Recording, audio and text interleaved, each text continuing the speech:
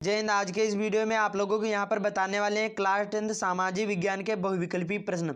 और यहाँ पर 40 बताऊंगा जो बहुत ज़्यादा इंपॉर्टेंट है और सारी पूरी यहाँ पर बुक के क्वेश्चन है। यहाँ पर एमसीक्यू हैं, पूरी बुक के यहाँ पर 40 एमसीक्यू हैं। इतने आप लोग जो तैयार कर लेते हैं तो आपके यहाँ पर 20 नंबर बिल्कुल पक्का हो जाएंगे। 100% यही पूछे जाएंगे।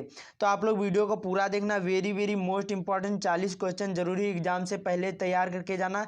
इनसे अलग कुछ भी नहीं पूछा जाएगा। और कमेंट में बताना कि 40 में से आपको कितने मालूम है। तो आप लोग वीडियो को पूरा देखना, बहुत ही इंपॉर्टेंट है। पहला यहाँ पर पुनर्जागरण युग का अभ्युदय किस देश में हुआ? रोम में, कि यहाँ पर इटली में, कि ब्रिटेन में, कि यहाँ पर अमेरिका में? और 40 में से आपके कितने राइट आंसर हैं कमेंट में जरूर बताना और बिना चीटिंग किए हुए बताना। पुनर्जागरण युग का अभ्युदय किस देश में हुआ? तो आप लोग कमेंट में जल्दी जल्दी बताए, बहुत ज़्यादा इंपॉर्टेंट है। तो देखिए इसका राइट आंसर यहाँ पर बहुत सिंपल सा हो जाएगा, इटली में हुआ। कहाँ हुआ? जो पुनर्जागरण युग का अभ्युदय किस देश में हुआ? तो ये इटली में हुआ था। तो राइट आंसर यहाँ पर बी वाला हो जाएगा। उसी प्रकार से यहाँ पर अगला क्वेश्चन कौन सा है? करो या मरो जो है ये किसका नारा था? यहाँ पर सुभाष चंद्र बोस का, चंद्रशेखर आजाद का, कि भगत सिंह का, कि महात्मा गांधी का? तो बहुत सिंपल सा हो जाएगा। जो करो या मरो किसका नारा था? तो ये महात्मा गांधी का था। राइट आंसर यहाँ पर डी वाला हो जाएगा। बहुत सिंपल से सारे क्वेश्चन हैं लेकिन बहुत इंपॉर्टेंट हैं। 100% यही पूछे जाएंगे। 40 आप लोग जरूरी तैयार करके जाना एग्जाम से पहले। अगला यहाँ पर तीसरा, भारतीय राष्ट्रीय कांग्रेस की स्थापना हुई कब हुई? 1882 ईस्वी में, कि 1884 ईस्वी में, कि यहाँ पर 1885 ईस्वी में, और कि यहाँ पर 1886 ईस्वी में? तो देखिए इसका राइट आंसर यहाँ पर कौन सा हो जाएगा? तीसरे का सी वाला हो जाएगा। कौन सा होगा? 1885 ईस्वी में भारतीय राष्ट्रीय कांग्रेस की स्थापना हुई थी, 1885 ईस्वी में। ये ध्यान रखना है। देखिए ये सारे क्वेश्चन मैंने प्रीवियस पेपर, अंशाल पेपर और विद्या क्वेश्चन बैंक सारे से मिलाकर बहुत ज़्यादा इंपॉर्टेंट है वही लिए हैं। तो बहुत ज़्यादा इंपॉर्टेंट है, वेरी वेरी मोस्ट इंपॉर्टेंट है। तो तीसरे का राइट आंसर यहाँ पर सी वाला हो जाएगा। अगला यहाँ पर महामंदी का प्रारंभ किस वर्ष हुआ? जो महामंदी है इसका प्रारंभ किस वर्ष हुआ? 1919 की, 1924 की, 1929 की, 1934 ईस्वी? तो देखिए जो महामंदी का प्रारंभ कब हुआ? तो 1929 ईस्वी से प्रारंभ हुआ था, 1934 ईस्वी तक चला था। और इसमें क्या हुआ था? 50% तक क्या गेहूं की गिरावट देखी गई थी। कम दाम पर बिके थे, 50%, बहुत ही कम दामों पर गेहूं बिके थे। 1929 ईस्वी में प्रारंभ हुआ था महामंदी। ये आपको ध्यान रखना है। बहुत ज़्यादा इंपॉर्टेंट क्वेश्चन पूछा जाएगा। इनमें से बहुत सारे क्वेश्चन आपके बोर्ड एग्जाम में देखने को मिलेंगे। अगला है कि जर्मनी के एकीकरण में मुख्य भूमिका किसकी थी? गैरीबाल्डी की, बिस्मार्क की, काबूर की, यहाँ पर मेजिनी? तो देखिए जो जर्मनी के एकीकरण में मुख्य भूमिका किसकी थी? तो देखिए यहाँ पर जो किसकी थी, तो यहाँ पर देखिए इसकी बिस्मार्क की थी। किसकी थी? बिस्मार्क की थी। जर्मनी के एकीकरण में किसकी भूमिका थी? मुख्य भूमिका तो बिस्मार्क की थी। ये आपको ध्यान रखना है। उसी प्रकार से यहाँ पर अगला क्वेश्चन कौन सा है? Very very most important. Video की क्वालिटी अच्छी नहीं दिख रही हो तो 360 लगा लेना, अच्छी तरीके से आप लोग देख पाओगे अच्छी तरीके से। तो आप लोग केवल वीडियो को पूरा देखना। भारत में राष्ट्रपिता कहकर किसे संबोधित किया जाता है? महात्मा गांधी को, जवाहरलाल नेहरू को, कि सुभाष चंद्र बोस को, कि गोपाल कृष्ण गोखले को? तो देखिए इसका राइट आंसर कौन सा हो जाएगा? जो भारत में राष्ट्रपिता कहकर किसको संबोधित किया जाता है? तो देखिए महात्मा गांधी को किया जाता है। तो बहुत सिंपल सा है। अगला यहाँ पर क्या है? भारत में जो संघीय सरकार को किसको कहते हैं? जो भारत में संघीय सरकार को कहते हैं, क्या कहते हैं? केंद्र सरकार कहते हैं, राज्य सरकार कहते हैं, कि प्रांतीय सरकार कहते हैं, कि स्थानीय सरकार कहते हैं? संघीय सरकार को कहते हैं। क्या कहते हैं यहाँ पर? तो देखिए इसका राइट आंसर यहाँ पर हो जाएगा बहुत सिंपल सा। केंद्र सरकार को हम क्या बोलेंगे? संघीय सरकार बोलेंगे। बहुत ज़्यादा इंपॉर्टेंट एनसीईआरटी क्वेश्चन है। ज़्यादा से ज़्यादा एनसीईआरटी आपको तैयार करना है और एनसीईआरटी ही क्वेश्चन आपके बोर्ड एग्जाम में आते हैं। क्या है आगे? यहाँ पर भारत में पंचायती राज को संवैधानिक स्थिति कब प्रदान की गई? भारत में जो पंचायती राज को संवैधानिक स्थिति कब प्रदान की गई? 1980 की, 1990 की, 1993 ईस्वी में, कि 2004 में? तो देखिए भारत में इसका जो पंचायती राज को संवैधानिक स्थिति कब प्रदान की गई? तो 8वें का राइट आंसर यहाँ पर सी वाला हो जाएगा, 1993 ईस्वी में। और भारत में पंचायती जो राज्य की स्थापना कब हुई थी? 1992 ईस्वी में।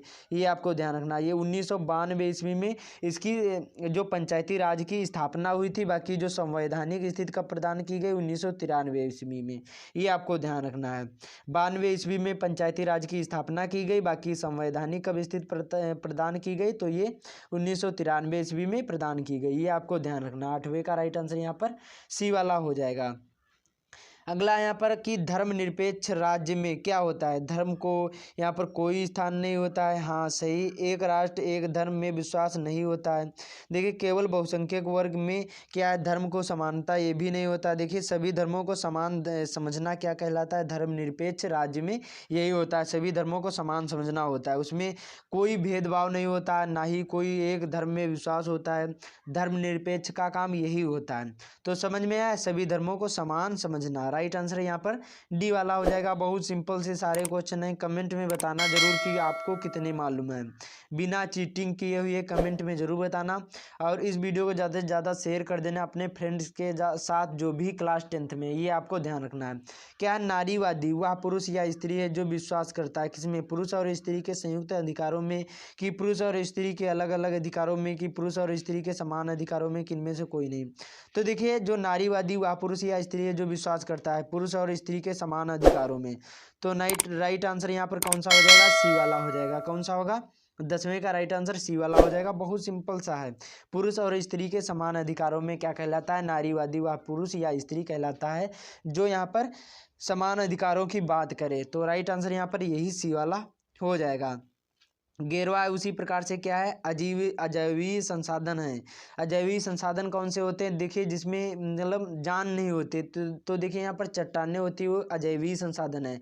बाकी पौधे, पशु, मछलियाँ, ये सभी क्या है, मनुष्य, ये सभी क्या है, ये सभी जैविक संसाधन में आते हैं, लेकिन इसमें अजैविक पूछा गया है। तो राइट आंसर यहाँ पर ए वाला हो जाएगा। बहुत सिंपल सा है। उसी प्रकार से यहाँ पर अगला है, कपास की खेती के लिए उचित भूमि कौन सी होनी चाहिए। यहाँ पर काली मिट्टी की, लाल मिट्टी की, जलोढ़ मिट्टी की, यहाँ पर लेटराइट मिट्टी। आप लोग वीडियो को अच्छे से वॉच करना, तभी आप लोगों को समझ में आएगा। वेरी वेरी मोस्ट इंपॉर्टेंट है। तो कपास की खेती के लिए सबसे उचित भूमि कौन सी होगी, तो देखिए 12वें का राइट आंसर ए वाला हो जाएगा। ये का क्या होगी, यहाँ पर काली मिट्टी होगी, ये ध्यान रखना है। देखिए इसको आपको रट्टा नहीं मारना है, एक बार वीडियो देख लेना या फिर 2 बार, ज़्यादा बड़ा भी नहीं होगा। यहाँ पर 20 मिनट से ऊपर नहीं वीडियो होगा। तो आप लोग इसको क्या करना है, 2 बार देख लेना है 40 मिनट में, और ये 20 नंबर बिल्कुल पक्का हो जाएंगे। इनको रट्टा नहीं मारना है, आसानी से आप लोग समझ जाओगे, बहुत ही कम शब्दों में है। उसी प्रकार से अगला, सर्वोत्तम किस्म का लोहा होता है, लौह अयस्क है। इसमें सर्वोत्तम किस्म का लौह अयस्क कौन है, सीडेराइट है, कि हेमेटाइट है, कि मैग्नेटाइट है, कि यहाँ पर लिमोनाइट है।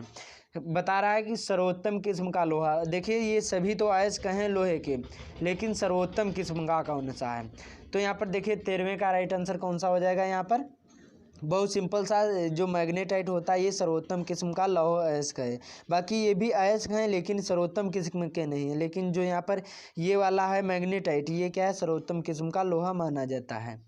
तो इतना समझ में है। उसके बाद में यहाँ पर अगला क्वेश्चन कौन सा है, वेरी वेरी मोस्ट इंपॉर्टेंट, निम्नलिखित में से कौन सा धात्विक खनिज है। आपको बताना है निम्न में से कौन सा धात्विक खनिज है, तांबा होगा, कि पोटास होगा, कि अभ्रक होगा, कि संगमरमर होगा। धात्विक खनिज, तो इसमें देखिए 14वें का राइट आंसर कौन सा हो जाएगा, वेरी वेरी मोस्ट इंपॉर्टेंट, यहाँ पर ए वाला हो जाएगा। तांबा क्या है, यह एक धात्विक खनिज है, ये आपको ध्यान रखना है। उसके बाद में यहाँ पर अगला क्वेश्चन कौन सा है, क्या बता रहा है कि निम्नलिखित में से कौन से दूरस्थ, यहाँ पर दूरस्थ क्या है आगे, दूरस्थ स्थित, जो दूरस्थ स्थित स्थान पूर्वी पश्चिम गलियारे से जुड़े हैं। निम्नलिखित में से कौन से दूरस्थ स्थित स्थान पूर्व से पश्चिम गलियारे से जुड़े हैं। बहुत ज़्यादा इंपॉर्टेंट एनसीईआरटी क्वेश्चन है, इसको छोड़ना मत। देखिए जो बड़े क्वेश्चन देखने को लगे वो आपको ज़रूरी 100% आएंगे, उनको ज़रूरी याद कर लेना, वही ज़्यादा पूछे जाते, तो ये ध्यान रखना है। मुंबई तथा नागपुर होगा, कि यहाँ पर मुंबई तथा कोलकाता होगा, कि मुंबई यहाँ पर सिलचर पोरबंदर होगा, कि यहाँ पर नागपुर तथा हैदराबाद होगा। तो देखिए 15वें का राइट आंसर यहाँ पर सी वाला हो जाएगा, सिलचर और पोरबंदर। ये क्या है, कोई मतलब दूरस्थ स्थित जो पूर्व से पश्चिम गलियारे से जुड़े हैं, पूर्व से और पश्चिम गलियारे से जुड़े हैं। पोरबंदर और सिलचर ये पूर्व से पश्चिम गलियारे से जुड़े हैं, ये ध्यान रखना। बाकी यहाँ पर भारत में प्रथम रेलगाड़ी कब चलाई गई, बहुत ज़्यादा इंपॉर्टेंट है। 1853 ईस्वी में, कि 1857 की, 1863 की, 1872 ईस्वी में। तो देखिए भारत में जो प्रथम रेलगाड़ी कब चलाई गई थी, तो देखिए इसका राइट आंसर यहाँ पर हो जाएगा, बहुत सिंपल सा ए वाला हो जाएगा। 1853 ईस्वी में, 1853 ईस्वी में भारत में प्रथम रेलगाड़ी चलाई गई थी, ये आपको ध्यान रखना। ट्रेन कब चलाई गई थी, 1853 ईस्वी में चलाई गई थी। अगला है एक ऐसा संगठन, क्या बता रहा है, एक ऐसा संगठन जिसका ध्येय अंतर्राष्ट्रीय व्यापार को उदार बनाना, क्या कहलाएगा, विश्व स्वास्थ्य संगठन गलत हो जाएगा, विश्व व्यापार संगठन यही सही होगा, संयुक्त राष्ट्र संघ ये भी नहीं होगा, लेकिन ये भी नहीं होगा। तो देखिए 17वें का राइट आंसर कौन सा हो जाएगा, बी वाला हो जाएगा, विश्व व्यापार संगठन, क्योंकि इसमें व्यापार की बात की गई है। देखिए यहाँ पर व्यापार की बात की गई तो देखिए क्या होगा, विश्व व्यापार संगठन हो जाएगा, क्योंकि यहाँ पर व्यापार की बात की गई, ये आपको ध्यान रखना है। तो देखिए क्वेश्चन में भी आंसर मिल जाता है, लेकिन आपको ध्यान से पढ़ना पड़ेगा, तभी आप लोगों को समझ में आएगा, वरना ऐसे क्या पता। अभी आप लोगों को बताऊंगा कि मानचित्रकारी कैसे करना, वो भी बहुत ज़्यादा इंपॉर्टेंट होता है, 10 नंबर के होते हैं, वो भी फ्री के नंबर होते हैं, 20 नंबर ये 10 नंबर हुए आप लोगों के 100% पक्के हो जाएंगे, कुछ भी नहीं करना, 30 नंबर बिल्कुल पक्का हो जाएंगे 70 में से। तो आप लोग वीडियो को पूरा देखना, तभी आप लोगों को समझ में आएगा। तत्काल इलेक्ट्रॉनिक डाक किसके द्वारा भेजी जा सकती है, बहुत ज़्यादा इंपॉर्टेंट, डाकघर, वायु परिवहन, बहुराष्ट्रीय निगम की इंटरनेट। तत्काल का मतलब होता है तुरंत, जैसे यहाँ से कुछ चीज़ भेजे तुरंत वहाँ पहुँच जाए, तो किसके द्वारा होगा, यहाँ पर इंटरनेट के द्वारा होगा। तो बहुत सिंपल सा हो जाएगा, जो क्या होगा, इलेक्ट्रॉनिक बात की गई तो यहाँ पर इंटरनेट हो जाएगा, डी वाला इसका राइट आंसर हो जाएगा 18वें का।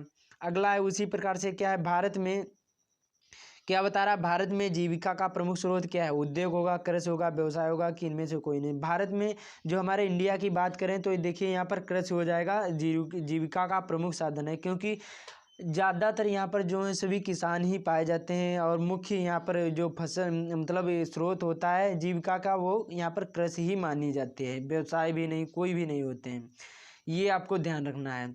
अगला यहाँ पर कोपरा जो है ये के अंतर्गत उपभोक्ता विवादों के निपटारे के लिए स्थापित किया गया, क्या जिला मंच की, राज्य मंच की, राष्ट्रीय मंच की, ये सभी। तो देखिए इसका राइट आंसर यहाँ पर बहुत सिंपल सा हो जाएगा, जो कोपरा हो जाएगा, ये सभी हो जाएंगे, राज्य मंच, जिला मंच भी, राष्ट्रीय मंच। तो कोपरा के अंतर्गत राष्ट्रीय विवादों के निपटारे के लिए स्थापित किया गया है। तो ये 20 क्वेश्चन बहुत ज़्यादा इंपॉर्टेंट थे। आप चलते हैं अगले क्वेश्चन की ओर, एक से फिर से स्टार्ट करते हैं, बहुत ज़्यादा इंपॉर्टेंट हैं, 100% यही पूछे जाएंगे, इनसे कुछ नहीं अलग आएगा। तो आप लोग वीडियो को अच्छे से वॉच करना, तभी आप लोगों को समझ में आएगा, वरना आप लोगों को समझ में भी नहीं आएगा। तो आप लोग अच्छे से वीडियो को वॉच करना। तो यहाँ पर पहला है, क्या है यहाँ पर, राष्ट्रवाद के विकास में, क्या बता रहा है यहाँ पर, राष्ट्रवाद के विकास में निम्नलिखित में से कौन सा तत्व सहायक रहा, पुनर्जागरण की, धर्म सुधार आंदोलन की, फ्रांसीसी क्रांति की, ये सभी। तो देखिए ये सभी हो जाएंगे, जो राष्ट्रवाद के विकास में निम्नलिखित में से कौन सा तत्व सहायक रहा, तो ये सभी रहे, धर्म सुधार आंदोलन भी, और पुनर्जागरण और फ्रांसीसी क्रांति भी, तो ये सभी हो जाएगा। तो बहुत सिंपल से क्वेश्चन पूछे जाते हैं, लेकिन आपको समझना है मेन चीज़, एक बार वीडियो को अच्छे से वॉच करना और समझ में आ जाएगा। सविनय अवज्ञा आंदोलन में महात्मा गांधी ने नमक को अत्यधिक महत्व क्यों दिया, नमक का प्रयोग अमीर गरीब सभी करते थे, गलत। यहाँ पर ये वाला हो जाएगा कि यह भोजन का अभिन्न हिस्सा था, कि ये वाला हो जाएगा कि निम्नलिखित में यहाँ पर नमक तैयार करने में सरकार का एकाधिकार था, कि उपयुक्त सभी। तो देखिए सविनय अवज्ञा जो आंदोलन में जो यहाँ पर महात्मा गांधी ने नमक को अत्यधिक महत्व क्यों दिया, क्योंकि यहाँ पर जो नमक का प्रयोग सभी अमीर गरीब करते थे, इसलिए क्या है उनको समझ पाते। अब जैसे यहाँ पर जो सोना चांदी या फिर कोई बड़ी चीज़ें जो फल होते हैं बहुत महंगे होते हैं, उनको लिया होता तो यहाँ पर ये अच्छी तरीके से ये सविनय अवज्ञा नहीं चल पाता, आंदोलन नहीं चल पाता। लेकिन जो नमक होता है ये अमीर गरीब जो सभी इसका यूज करते हैं, इसलिए उनका प्रयोग अत्यधिक महत्व इसलिए ये नमक को ही दिया था, इसलिए बहुत ज़्यादा इंपॉर्टेंट ए वाला इसका राइट आंसर हो जाता है।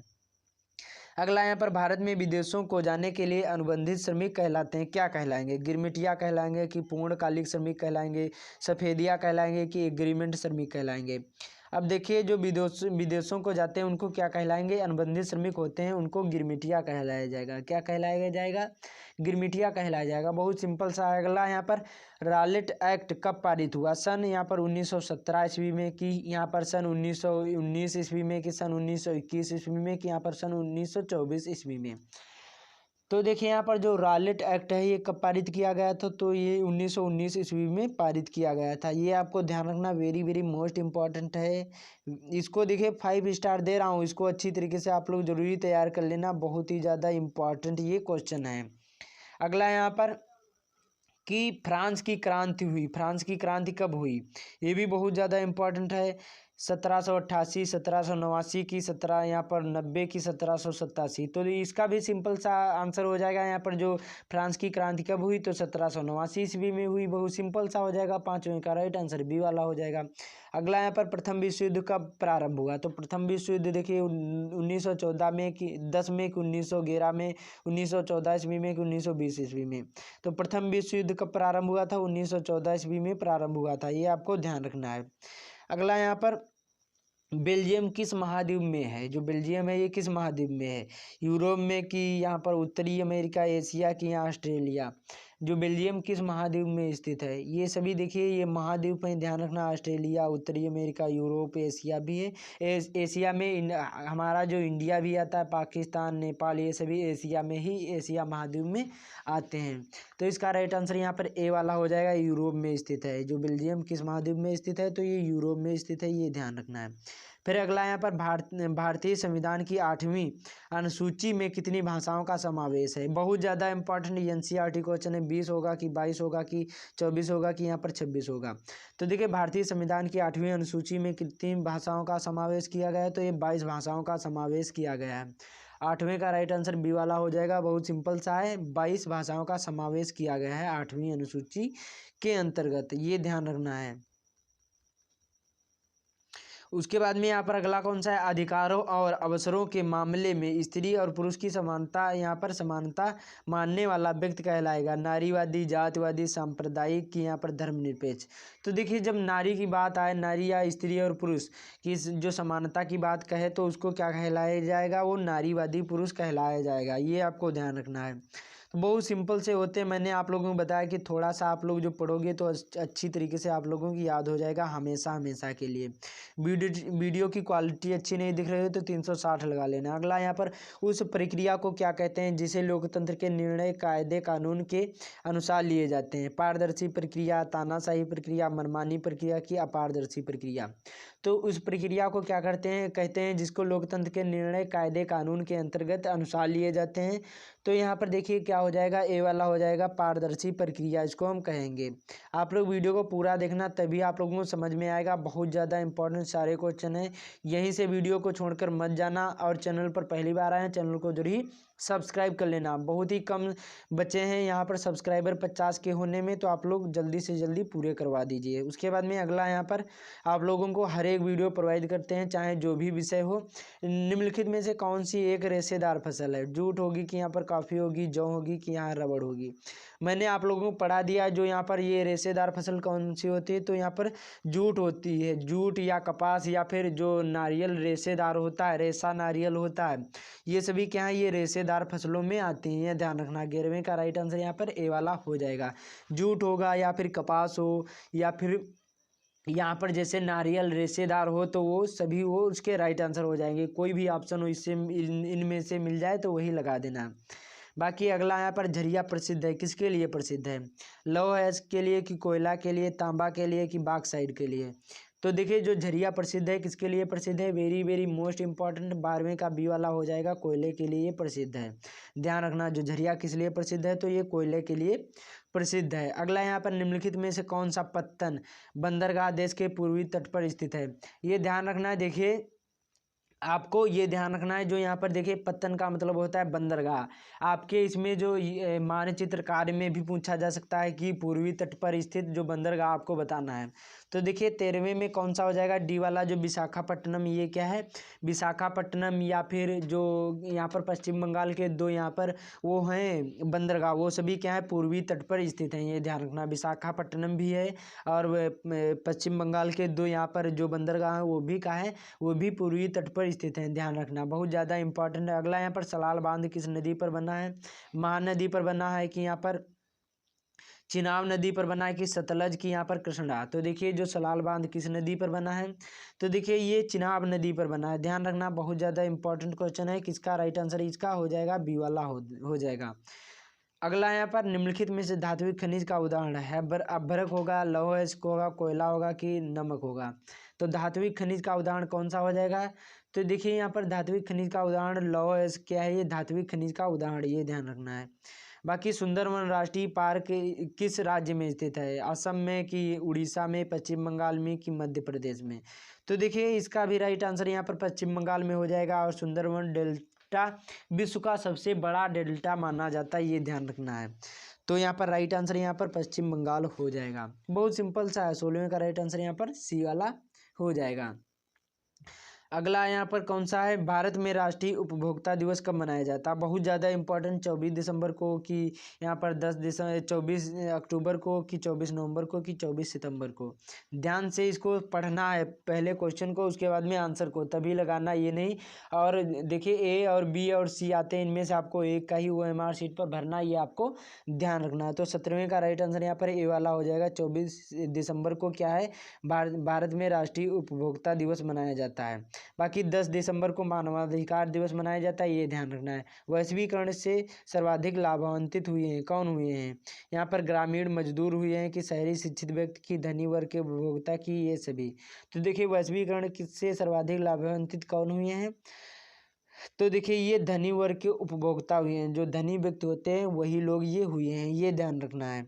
उसी प्रकार से एक वस्तु का अधिकांशतः प्राकृतिक प्रक्रिया से उत्पादन कहा जाता है, क्या कहलाएगा? प्राथमिक क्षेत्र, द्वितीयक क्षेत्र की, तृतीयक क्षेत्र की, यहाँ पर सूचना प्रौद्योगिकी क्षेत्र। तो देखिए इसका राइट आंसर बहुत सिंपल सा हो जाएगा, यहाँ पर ए वाला हो जाएगा। प्राथमिक क्षेत्र के अंतर्गत आता है। एक वस्तु का अधिकांशतः प्राकृतिक प्रक्रिया में उत्पादन कहा जाता है, क्या कहलाएगा? प्राथमिक क्षेत्र के अंतर्गत आता है, ये ध्यान रखना है। आखिरी है यहाँ पर क्वेश्चन, निम्नलिखित में से क्या उत्पादन का साधन है? पूंजी होगा कि लाभ होगा कि सेवाएं होगा कि कर होगा? इसमें उत्पादन का साधन बता रहा है, तो देखिए इसका हो जाएगा ए वाला। पूंजी क्या है? उत्पादन का साधन है, ये ध्यान रखना है। तो ये 40 क्वेश्चन जरूरी तैयार कर लेना, एक बार में समझ में ना आए तो दोबारा वीडियो देख लेना। मैंने आप लोगों को बताया था 20 मिनट से ऊपर नहीं होगा, तो इस वीडियो को दोबारा देख लेना। 40 मिनट में आपके 20 नंबर बिल्कुल पक्का हो जाएंगे। बाकी मानचित्रकारी कैसे किया जाता है मैंने वीडियो बना दिया है, उस वीडियो का लिंक डिस्क्रिप्शन में मिल जाएगा, तो उस वीडियो को जरूर चेकआउट कर लेना। बाकी इस वीडियो को ज़्यादा से ज़्यादा शेयर कर देना, और जो चैनल पर पहली बार आए चैनल को जरूर सब्सक्राइब कर लेना। तब तक के लिए जय हिंद, मिलते हैं अगले वीडियो में। जरूर ही इसको तैयार करके जाना एग्जाम से पहले, और कमेंट में जरूर बताना कि आपको इनमें से कितने राइट आंसर मालूम।